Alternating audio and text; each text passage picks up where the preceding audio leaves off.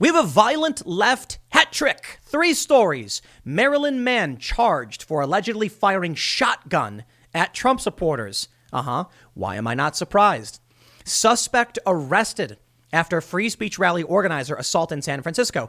Dude punched a black man's teeth out for daring to speak against the billionaires. Where's Bernie Sanders to call that out? I thought they were anti-racist and didn't like the billionaires. And we also have this story. Police investigate threatening letters sent to Trump supporters. There's your hat trick, the trifecta. Let's start with the first story.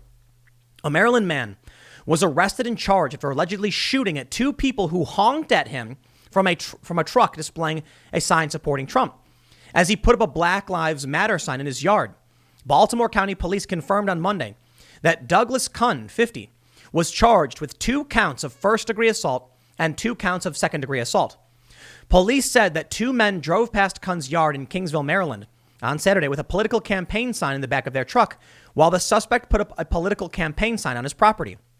The victim honked his horn several times at the suspect. The suspect picked up a shotgun and discharged it as they drove by. Wow. He reached down, he had a shotgun right there, pulled it out and pointed it right at, and we were in disbelief. Next thing we heard was a shotgun blast. Neil Hoke, who was in the truck with his son, told CBS Baltimore. We see what's going on in the country, and I really didn't expect it right here at home. Hoke, who said he had never previously met Cunn, told the TV station. The men in the truck were not injured, and the truck was not damaged. People are taking this politics a little too serious, a neighbor who asked to be identified as Todd told CBS Baltimore. He added that Cunn has had previous political signs stolen. Cunn faces up to 100 years in prison if convicted, according to the TV station. Attempted murder of 2 Trump supporters who were just driving by and honking their horn. Where's the story about the Trump supporters pulling up and shooting people, killing them? Sorry, I haven't seen it. Oh, I know the left will say, what about this extremist? What about that extremist? Fringe lunatics do not count. I'm not going to talk about that dude in Ohio. He was Antifa. They say he wasn't, but he was. And he shot several people because we don't know his motive. You could have fringe elements of the far right, whatever you want to call it, who may say kind words for Trump. But I tell you this, that one dude in New Zealand did not have kind words for Trump. Where are the roving bands of masked Trump supporters with MAGA masks on attacking the left? It doesn't exist. You have Proud Boys, but the Proud Boys typically don't start the fights. Although they are irresponsible, if you ask me, going to some of these locations, and sometimes they do start fights. You have many leftists, Black Lives Matter and Antifa, who have now killed Trump supporters, or at least tried to. Over in San Francisco, there was a free speech rally. One of the speakers was a black man who was talking about censorship being bad, challenging the billionaires who would demand we lick their boots. And Antifa showed up and knocked this guy's teeth out because Antifa is pro-billionaire, I guess. Well, a suspect has been arrested. ABC 7 says the San Francisco Police Department says they've made an arrest after a free speech rally and protest against Twitter turned violent on Saturday. Around 12:20 p.m. on Saturday, Philip Anderson, the main event organizer, told officers he was participating in a free speech rally at UN Plaza when he was punched in the face by an unknown suspect. The assault caused him to lose 2 teeth. On Monday, SFPD officers arrested a 35-year-old suspect from Watsonville, identified as Adora Anderson. Officials say the suspect was taken into custody in Oakland and booked on charges of mayhem and hate crime enhancement. Woo!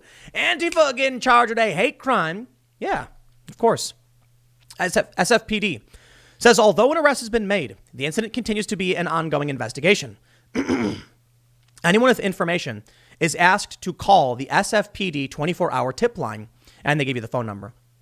We have this image that shows, I believe, just after a hit was made. SFPD made an arrest and attack on a rally organizer, Philip Anderson, this weekend. Coincidentally, same last name, Adora Anderson of Watsonville, picked up on Oakland Sunday, charged with mayhem. I mean, what about some kind of physical assault charge? Just mayhem and hate crime, I guess. Well, let's move on to the hat trick. Police are investigating threatening letters sent to Trump supporters. Letters sent to people with Trump campaign signs in their yard.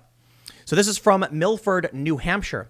Milford police are trying to track down whoever is behind a series of letters that were sent to supporters of President Donald Trump threatening to burn down their homes. Tell me now, where are the roving bands of Trump supporters threatening to burn down people's homes, knock their teeth out, or straight up shoot them? Sorry, this is a left-wing phenomenon. Now, I know there was that crazy guy, I think it was in Florida, sent the fake pipe bombs around. Of course, I know about these people. Individual lunatics. The left has their share of individual lunatics as well. But the Trump supporters don't have their Michael Reinols stalking Antifa and putting bullets in their chest. They don't have the Bernie bro types who pretend to be security working for a news outlet and put a bullet in the face of a man because he had pepper spray. Sorry. I've been watching too much of what's going on. And I think we are going to see a wave of involuntary conservatives. I'll tell you why. This is what Eric Weinstein called them, involuntary conservatives. Because the media would not condemn Antifa and they would not acknowledge the bias and we're fed up. But I tell you this, if you come to my house and you threaten me and you say vote Biden or else, we'll take your teeth. You know what I'm going to do? I'm going to go vote Trump just to spite you because you can shove it. You tell me what to do, you threaten me, I'll do the opposite. That's the American spirit. So these people want to come out. They want to punch a guy in the face, take his teeth. They want to shoot at some dude. I'll tell you what. There's one story. It's really funny. A guy was not a Trump supporter, but his friend jokingly put a Trump sign in his yard as a prank. So the city comes after him and says, you got to remove it. So you know what he does? He puts up a ton more signs. He puts up a bigger sign. He's like, no, you can't tell me what to do. It was a joke. I didn't really care about the sign, but now I do. Now I do want the sign. Threatening to burn down people's homes. Kelly, a Milford resident who asked to be identified only by her first name, said she received one of the letters. Dear neighbor, the letter read, you have been identified by our group as being a Trump supporter. Your address has been added to our database as a target when we attack should Trump not concede the election. The anonymous author went on to say Kelly should hope her home insurance has fire coverage. I was very taken aback, Kelly said. Milford police said the same letter was mailed to other homes that have signs supporting Trump's presidential campaign. The department is now investigating and has contacted the state's attorney general's office. This is my home, Kelly said. You're not supposed to threaten my home. I'm very worried in the sense that this is going on in my town. 2 people in Brookline have also received a letter.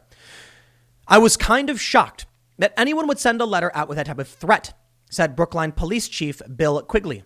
Quigley said he alerted the U.S. Postal Inspection Service and said whoever is behind the letters could face serious charges. Not only with us, with criminal threatening, Quigley said. It's on a felony level because of the threat of burning down homes and causing injury, but it could also be with postal inspectors, something on the federal level. It could also be a federal elections violation of some sort, a federal felony, I'd imagine. Threatening voters, coercing votes. Yeah. Kelly said she wanted to share her story to encourage others who received a letter to come forward and contact their local authorities. You want to talk about who's going to be violent? I am worried that if Trump loses, there's going to be some kind of weird violence in this country. You know what I think might happen? I think you'll see militias. They're not going to go to D.C. They're not going to attack people. They're just going to put up fences and they're going to say, stay away from our town. You are not welcome here. They're going to tell the feds to F off. If Trump wins, the left will demand he concede because impeachment didn't work. Actually, campaigning didn't work. Heavens. Democratic elections won't work. If Trump wins, they're going to threaten violence. I'm sorry. They are threatening violence. They will get violent. They will threaten to burn down your home. They're already threatening to burn down people's homes. And in Maryland, one guy fired a shotgun blast at Trump supporters. These people have gone insane. They are violent authoritarians. And I tell you what is the most worrying thing. This guy with the shotgun, not Antifa. A regular guy with the Black Lives Matter sign. Regular guy. I think it's funny. It's funny when the people try and tell me that I shouldn't talk of civil war when it's being talked about by mainstream personalities, when it's Spike Lee, when it's leftists who are talking about it. They mock me and they laugh when they say I talk about it too much. When regular people are taking shotguns and firing at Trump supporters, when a Trump supporter is gunned down in Portland as a guy stalked him, when a Bernie bro security guard who wasn't licensed shoots a guy in the face, what am I supposed to talk about? What am I supposed to think is going to happen? I mean, we saw what was going on with Gretchen Whitmer, those morons who wanted to kidnap her or whatever. Well, they got arrested. Congratulations. Let me tell you something. Those people were openly and actively plotting. If it's gotten to the point where people are actively posting online that they're going to do these things, what do you think the actual former military and intelligence officers are doing? Do you think the people who have real training are publicly posting their intentions? Or do you think they have a chain of command, they have vetting process security, and have crazy plans? This goes for left and right. There are armed leftist groups in this country. Both sides aren't publicly talking about what's going on. I genuinely fear for what's going to happen after election night. There are periods where things kind of calm down. Things kind of chill out, the violence subsides, and I'm like, maybe it's not going to get bad. Maybe it's kind of chilling out. And it always spikes up even bigger than before. That has me worried. This has me worried. I'll leave it there. Next segment's coming up in a few minutes, and I will see you all shortly.